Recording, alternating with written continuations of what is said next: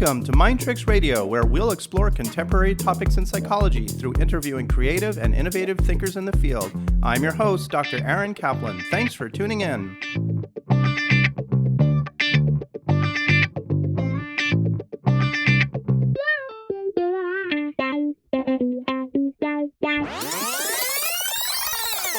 Hey everyone, and welcome back to Mind Tricks Radio. Today I decided to do something a little different, a solo episode. I've gotten a lot of requests over time to talk about dream analysis, and honestly, it's one of those topics I find endlessly fascinating, so I figured, why not dive into it? Let's start with a classic quote. Freud famously once said, "Dreams are the royal road to the unconscious." What he meant was that dreams offer a direct pathway to parts of ourselves that we normally keep tucked away. The stuff that's repressed, pushed down, or too emotionally loaded to fully acknowledge in waking life. He believed that by analyzing dreams, we could uncover hidden truths, long-buried emotions, and unconscious conflicts. Freud, of course, saw a lot of things through this lens of childhood wishes and repressed sexuality, and that's a whole other rabbit hole. The bigger point stands, dreams give us access to what's underneath the surface. Other psychologists have made important contributions, too. Carl Jung, for example, saw dreams not just as individual reflections, but as deeply symbolic expressions of what he called the collective unconscious, the shared psychological inheritance of humankind. He believed we all draw on a common library of myths, images, and themes that show up in our dreams. Things like the hero's journey, the wise old man, the shadow self, etc. Jung saw dreams as archetypal stories trying to unfold in our personal lives. So it makes sense that, over time, people have tried to create dream dictionaries, lists of what certain dreams and symbols supposedly mean. You've probably seen them. If you dream of teeth falling out, it means X. If you dream of flying, it means Y. These books are rooted in that Jungian idea that there are common themes and meaning that transcend individual experiences. And sometimes, yes, people do have dreams that have recurring themes.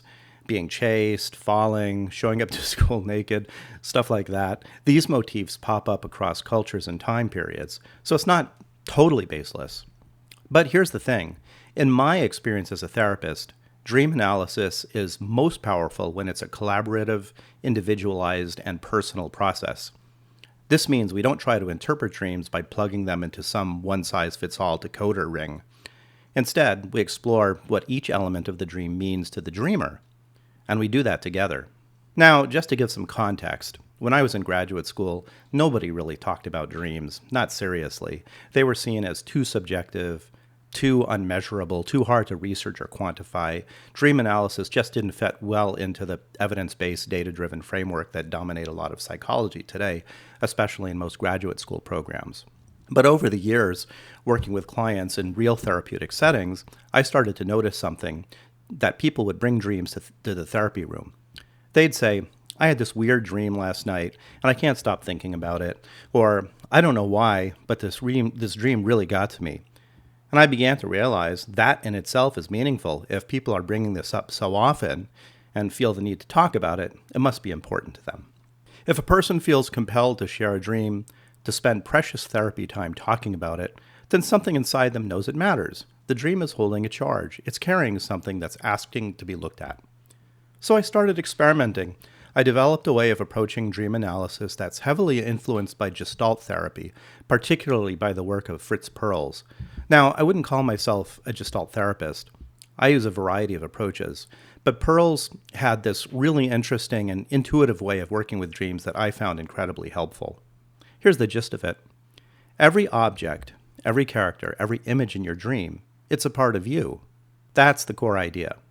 So when you dream about your mother, your boss, a cat, Darth Vader, or even yourself in the dream, none of those objects are what they literally appear to be. They're all symbolic representations of some different aspects of you. That can feel counterintuitive at first. I mean, if I dream about my brother, it seems natural to assume the dream is somehow about him, right?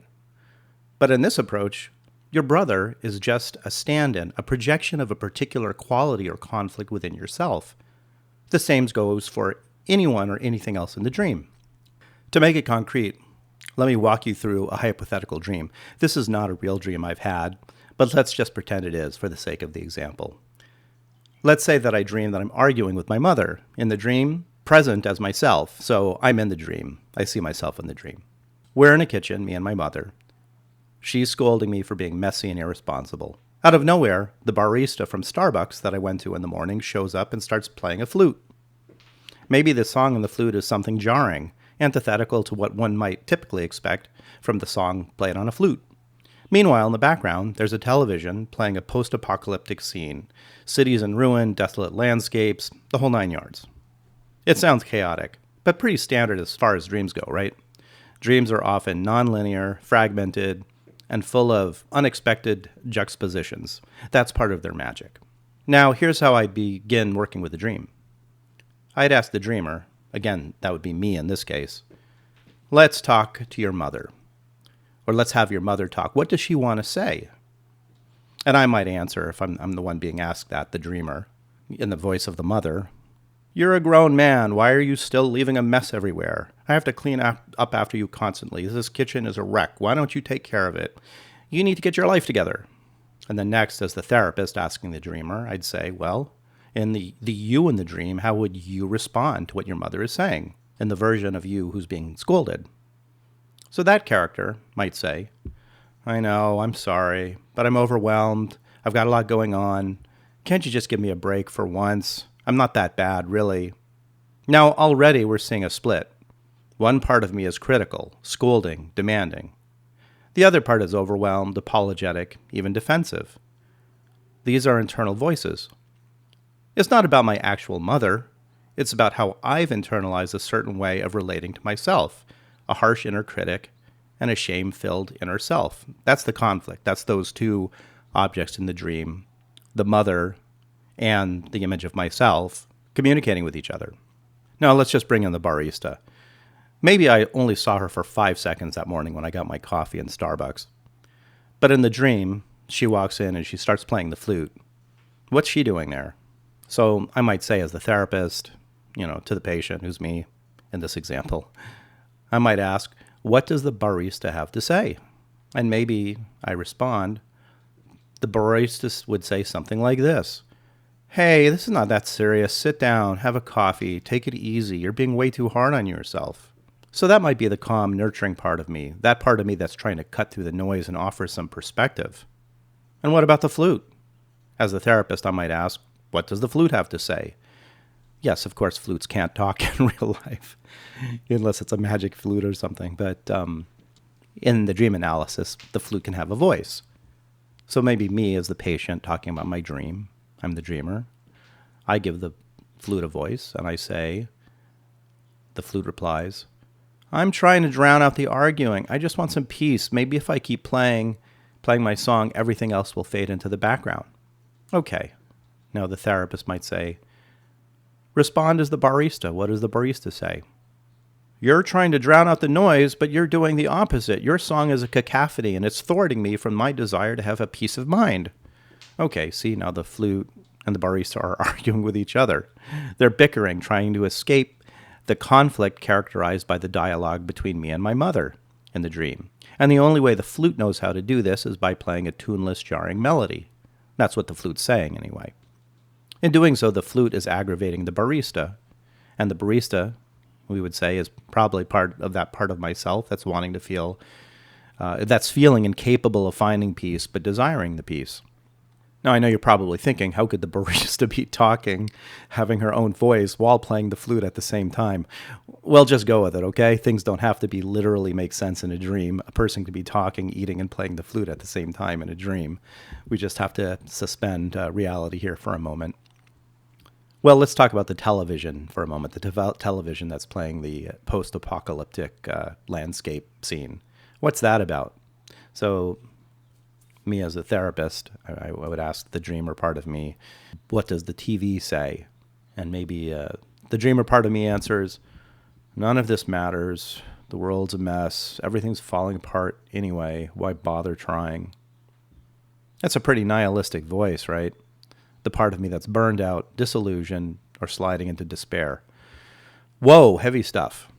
Who wants to think about that? Well, maybe that's why it's showing up as a TV show in my dream rather than an object in my dream outright saying this to me. You see? an image or object in my dream that's conveying something, part of this conflict I'm dealing with. Okay, now let's imagine these parts of me are talking to each other. I'm the therapist. I'm trying to get them to communicate.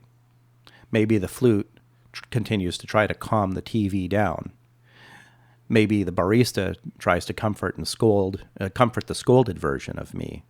That's the image of me that shows up actually as me. The mother might challenge the flute. The therapist, I'm not interpreting it from the above. I'm just helping facilitate a dialogue within the dreamer. And what often happens, and this is where Perls' idea of integration comes in, is that the parts begin to soften. They start listening to each other. The extremes start to balance out. The shame isn't as intense. The criticism isn't as punishing. The despair isn't as absolute. The mother's critical comments soften. The me in the dream becomes less defensive. The barista is less judgmental about the flute's tuneless song, understanding the flute is trying to cope with the noise in the room. And consequently, the flute agrees to try and play a more pleasing melody. And the TV, well, maybe the apocalyptic image on the screen agrees to become a little warmer, less pessimistic and glum. I say the TV agrees to this, of course, because the TV is engaging in a dialogue with the rest of the objects in the dream. The TV, like the other objects, gets its own voice. People often leave dream analysis sessions with more insight, more clarity, and more compassion for themselves.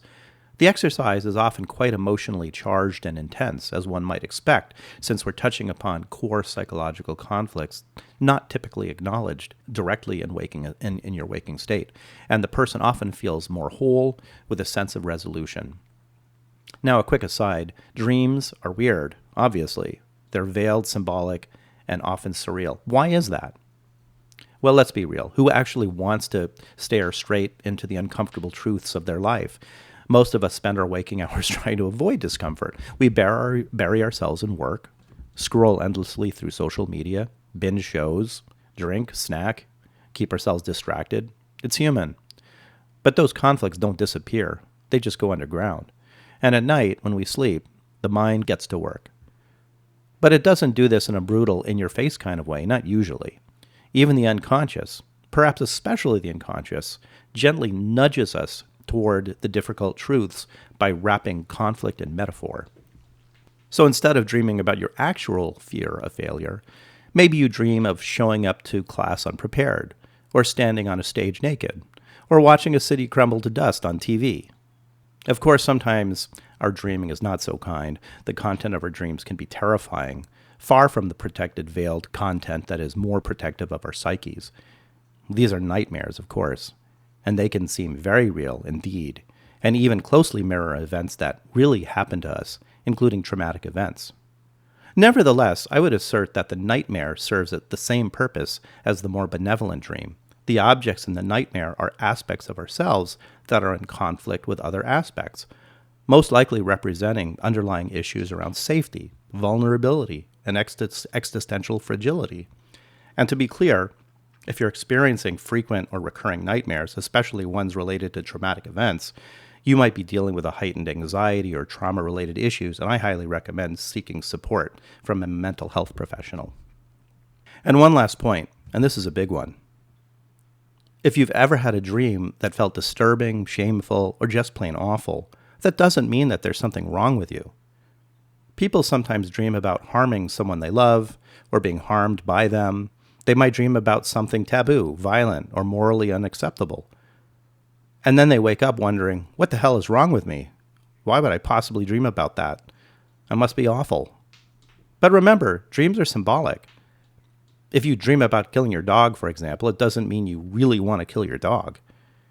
It means something inside you, maybe love, loyalty, guilt, resentment, fear, anxiety, is in conflict, and your mind is trying to work it out using metaphor.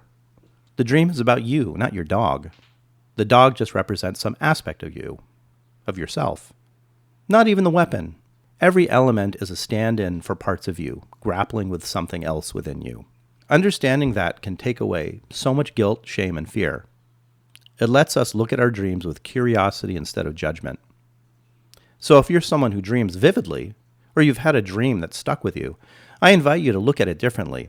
The dream represents your psyche wrestling with deep internal conflicts, and the people, the places, the objects are all fragments of yourself trying to talk to each other. There's a great book by Fritz Perls called Gestalt Therapy Verbatim that really dives into this. He had a kind of raw, unfiltered approach to therapy, but the insights are profound. His ideas were big inspirations for how I began thinking about dreams. I should mention that Perl's style can feel confrontational or intense at times, so take what resonates with you and feel free to set aside whatever doesn't. So that's my approach. Have you ever had a dream that really stuck with you? One that felt confusing, powerful, or just plain bizarre? You could try giving the objects in your dream a voice, a chance to talk with each other. Imagine letting each object have a conversation. Try not to censor or edit what they say. See how the conversation flows, shifts, and changes during the exercise, and notice how you feel internally and how that shifts as you do the exercise. There are no right or wrong things to say. And speak it out loud. It's probably best to do this alone, unless you're comfortable with a trusted friend or a therapist who can hold that safe space with you. The voice of each object in your dream should have the freedom to be authentic and real, without censure. So feeling safe in your environment with doing dream work is really important. It's a must. So that's all for now. I just want to say good night and sweet dreams.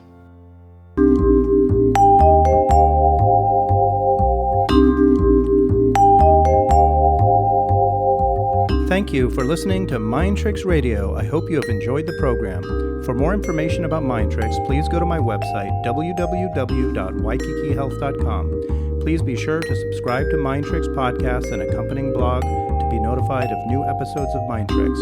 Please be sure to follow Mind Tricks on Facebook by following and liking posts by myself, your host, Dr. Aaron Kaplan.